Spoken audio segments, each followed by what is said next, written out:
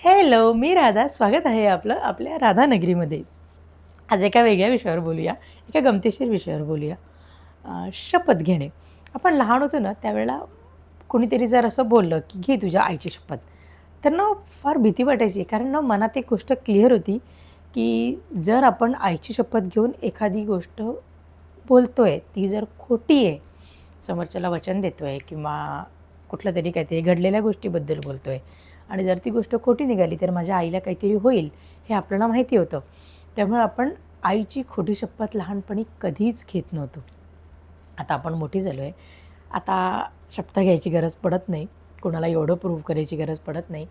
पण माझे विचार मात्र आजही तसेच आहेत, की जर आपण शपथेवर एखादी गोष्ट बोलतोय, तर ती खरंच बोला. शक्यतोवर शपथ घ्यायची गरज पडू नये. पण जर पडत असेल आणि आपण शपथेवर एखादी गोष्ट बोलत असू, कोणाला तरी विश्वास द्यायचा म्हणून, कोणाला तरी खरं सांगायचं म्हणून जर बोलत असू, तर प्लीज प्रयत्न करा ते खरं बोलण्याचं. जर तुमचा शपथेवर विश्वास असेल तर. जर तुमचा शपथेवर विश्वासच नाही आहे, तर तुम्ही शपथ घेऊच नका. कारण तुम्ही मानतच नाही या गोष्टीला.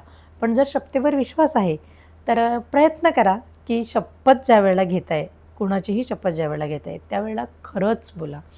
कारण जर तुम्ही शपथ घेऊन खोटं बोलताय, तर तुम्ही 2 व्यक्तींना फसवताय. एक ती व्यक्ती जिला कन्विन्स करण्यासाठी तुम्ही शपथ घेताय, तिच्याशी तुम्ही खोटं बोलताय. दुसरी ती व्यक्ती, ज्या व्यक्तीच्या नावाची तुम्ही शपथ घेताय, त्या व्यक्तीचा माझ्यानुसार त्या व्यक्तीचा जीव तुम्ही धोक्यात घालताय खोटी शपथ घेऊन. मानसिक त्रास होतो तो वेगळाच.